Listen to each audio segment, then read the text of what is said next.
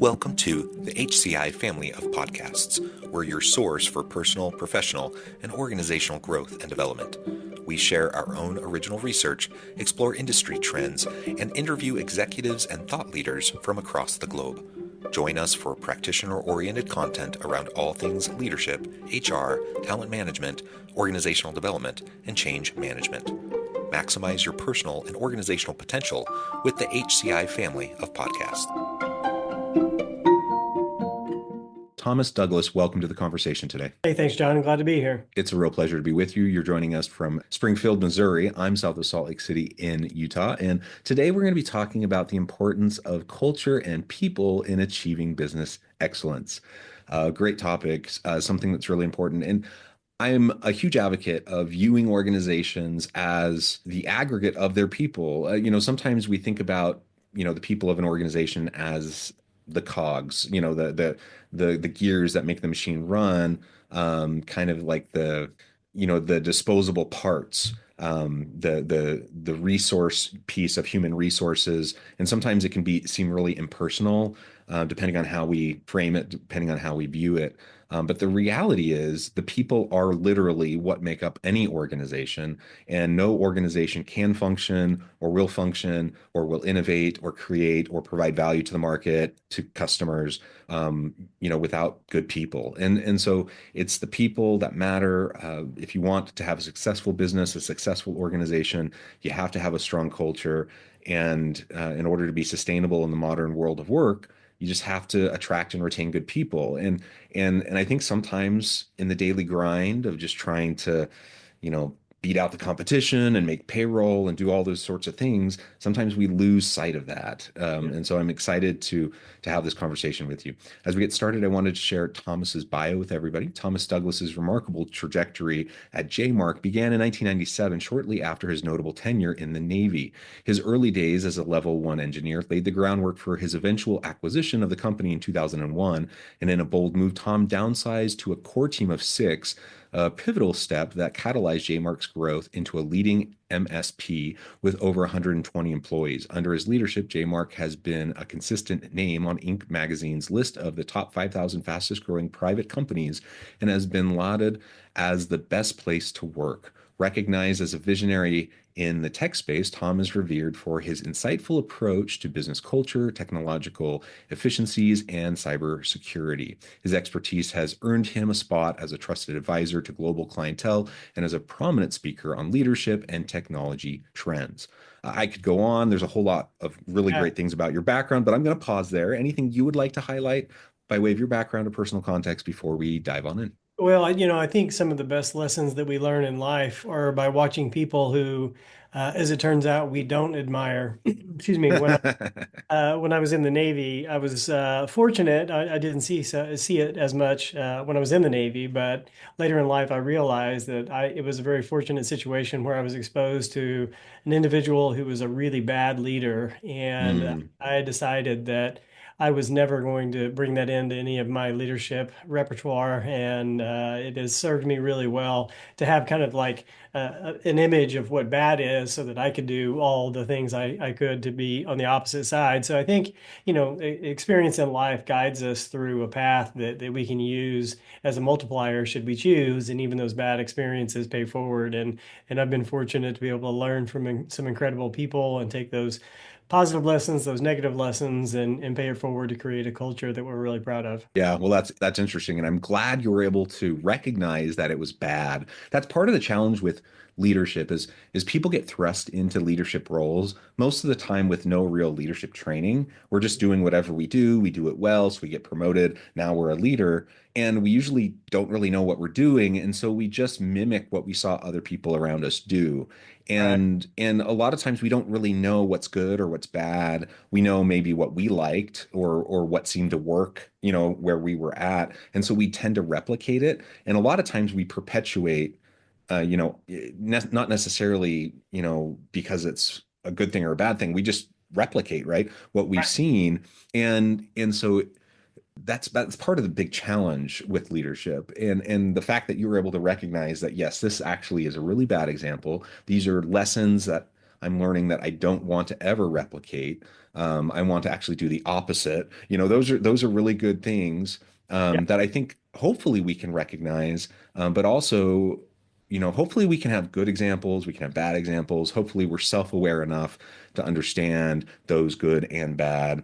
And it just also speaks to the necessity of having more formalized trainings and the ability to figure out what works and what doesn't work, right? Yeah, 100%. I think 360-degree reviews are a really powerful tool to help with that inside of an organization. You know, as a business that's growing, we oftentimes find ourselves in a situation where we have a tendency to promote people to the level of incompetence, or we put them in place Yeah. where they're just not quite prepared, to your point. I was actually doing some research for a presentation last week, and the data shows that less than 60% of people that are put in a management role really receive the training necessary to be successful. Yeah. And then once they're thrust into it, they literally don't have enough hours in the day in order to serve their teams, to do proper one-on-ones, and have the conversations that they feel like they should do, but they simply can't do it. I think in today's world and what we're going to see for the next 5 years, middle managers are going to be so pivotal to the success of businesses. But yet, as we're going today, the current path anyway, is that over 70% of middle managers are not set up for success. So, it's kind of my stomping ground, if you will, to really help business leaders to know that it's critical to lean into those opportunities, to take those great people that we've promoted and then help them to be set up for success with the right training, with the right resources, with the right one-on-one capabilities, and understand capacity, because we're really, because the workforce is tight, we're just asking an enormous amount from that middle management group. And those are the people who empower the front lines, the ones that are oftentimes are facing clients and customers and dealing with the big challenges that really are the face of the company. And so when we're not setting those people up for success, it can create long-term damage if we're not careful. Yeah, well, absolutely. And the nature of leadership in the modern organization has shifted dramatically, right?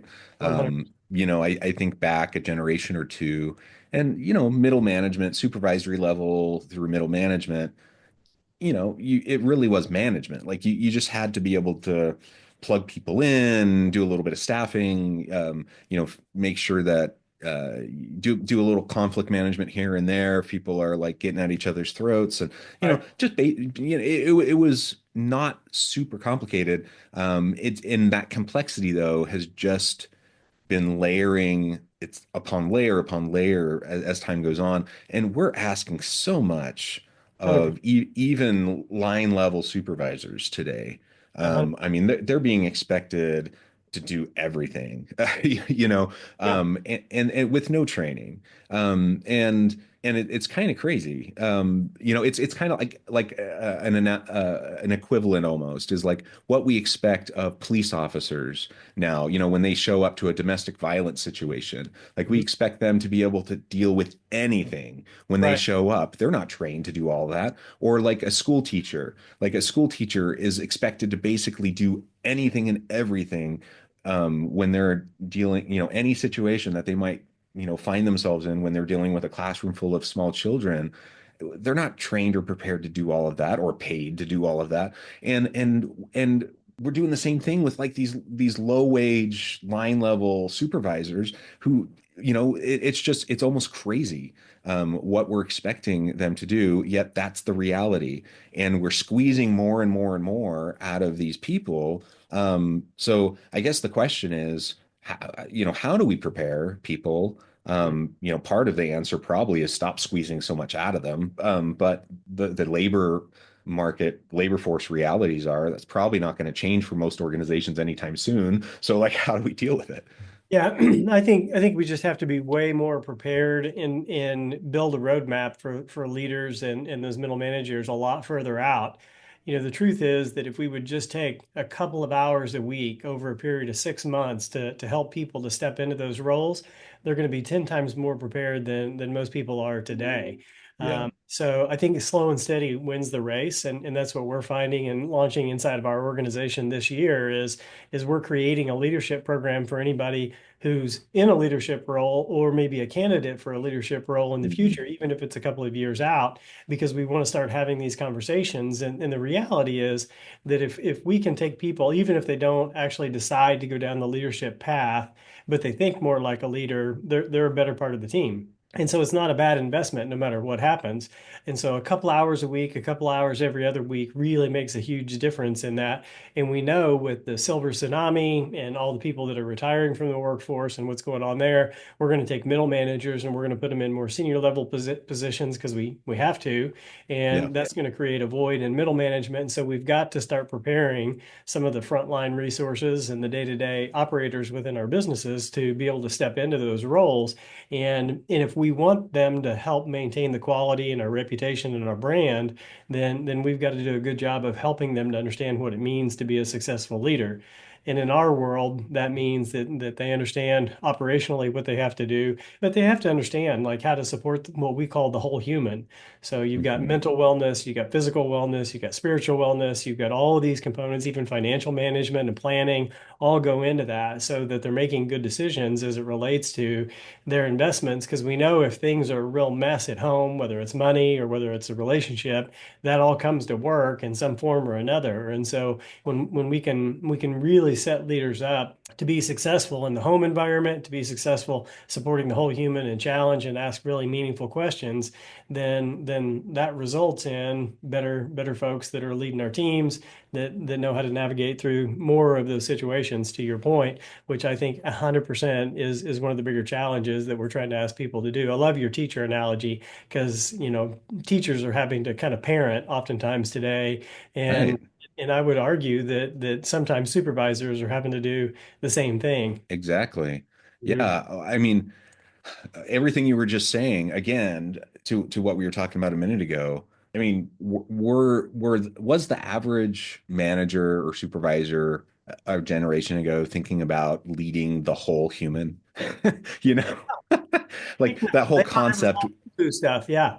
Yeah, that whole concept would have been laughable, like so foreign to anybody. They're like, why would I even care about like their financial, stability or their spiritual wellness or their mental wellness or any of those sorts of things? Why, but you're absolutely right because all of it impacts, all of it. If you want to have a successful organization, the day and age of someone being able to clock in, clock out, leave their home life at home, work life at work, it just doesn't work that way, right? As much as, I don't know if you watch the show Severance, you can in this fantasy world of like being able to like completely sever our two worlds apart, like once upon a time, maybe work life kind of was that like that, but it's just not like that at all. And they bleed together and they impact each other. The challenge is, man, we live messy lives. And Yeah. so if I'm trying to do that for my people, like recognizing like if I'm going to have a successful team, I need to have successful people, not just at work, but in life. Mhm. That's asking a lot of the average manager or supervisor. And it also means they need to be leading a successful life to be able to model that for their team. My goodness, we are setting the bar really high for organizations to be able to just um, to really run well. And that means when we talk about investing in our people, that's a whole different level, right? Of investing in our people. Yeah, I mean, I think you're 100% right. The way we start our leadership program is how do you lead yourself? Because I think to your point that if your life is a mess, then you're going to be bringing that baggage to the table and your team's going to be dealing with that. And not to say that everybody has to have a perfect life that's going to be a supervisor by no means, but at the same time, we need to have the tools and the capabilities and the processes in place in order to deal with the challenges of life so that we don't come to work and show up different every single day. I mean, what people want from a good leader is consistent, authentic leadership where they know that they care about them, that they're invested in their future, that, the way I like to think about it is people are placing a bet on their lives by investing into this company. And do they want to bet their life and their future on what's going on within this organization. And if it's just a mess and my supervisor comes in and one day he's a wreck and the next day he's not, or he's half present during one-on-ones and he doesn't ask any meaningful questions, I'm probably not going to invest my life there. I'm going to go somewhere where I feel like people really care about me. And the world today, even though it is messy and it's asking a lot, we're better for it. It's a worthy process. It's a worthy path because what we're really doing is we're leveling up all the lives of the people that are a part of the team. And I think people want that in a world that's messy. They want stability and they want some good, solid, ethical, meaningful leadership where people are focused on the future and making it a better place for themselves, for their families, and for the following generations. And so it's a challenge and it's ugly, but gosh, I think it's a good thing to fight for. Yeah, absolutely.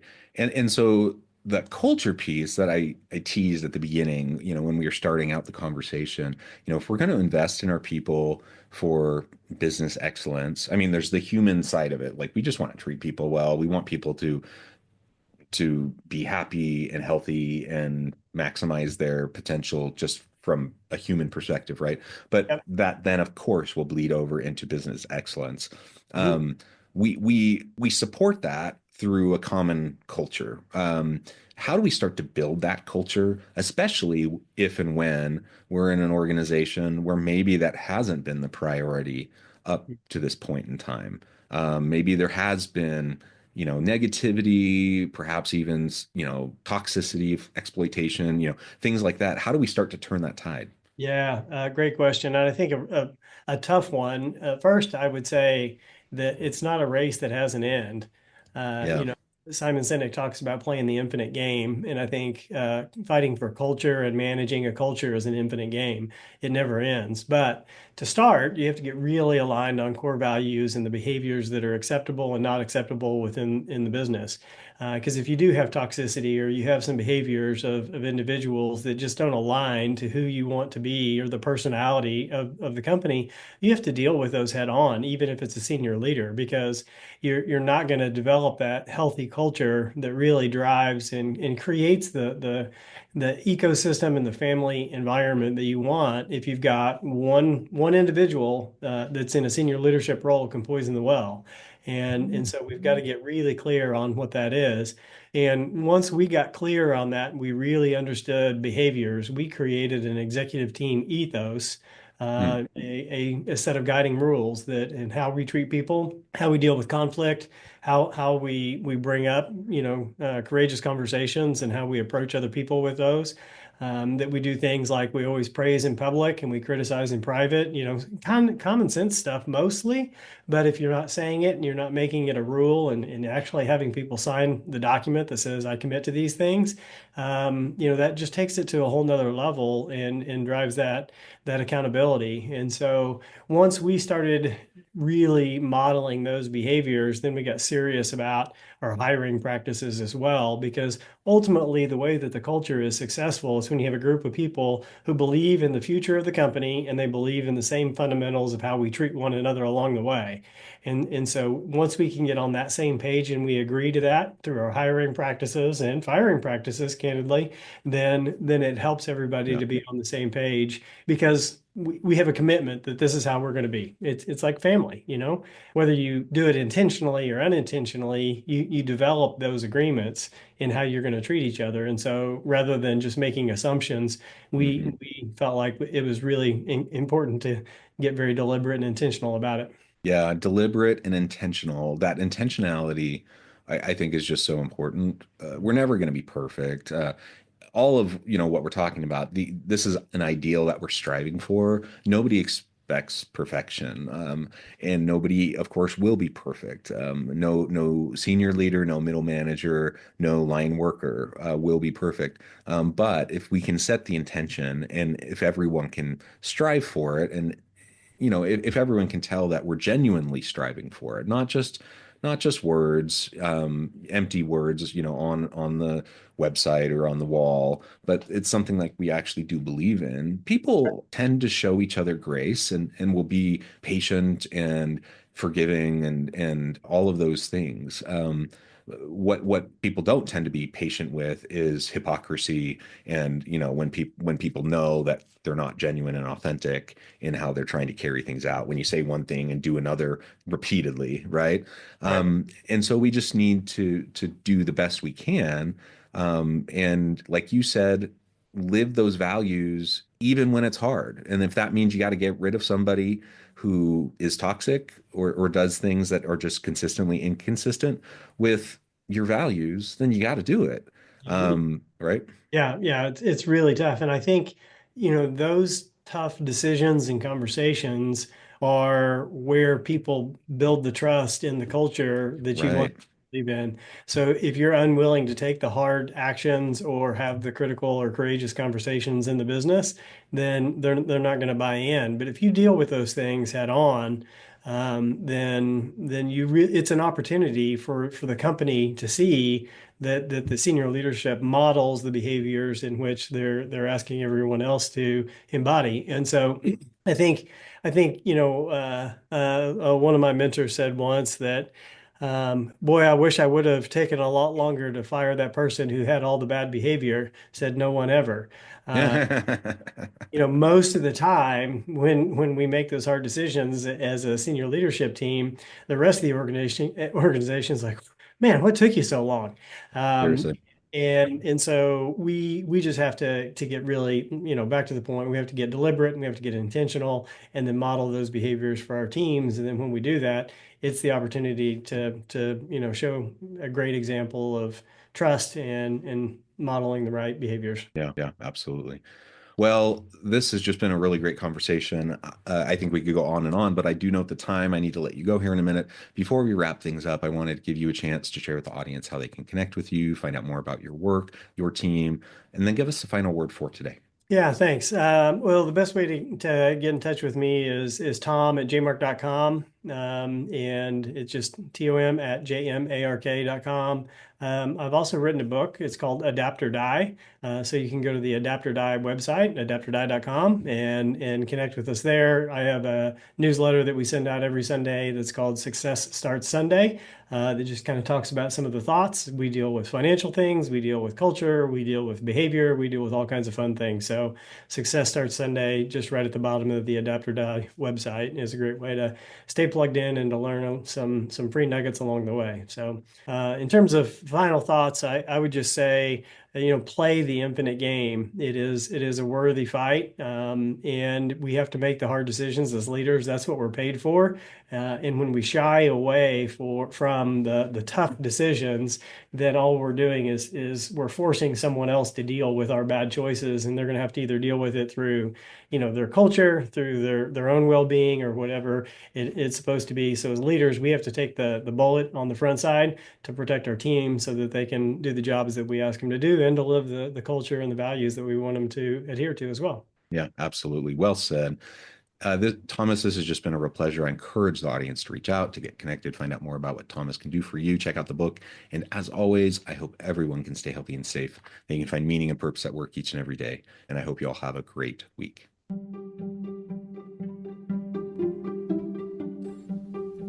Thanks for joining us for this episode of the podcast. We hope you stay healthy and safe, and please join us again soon.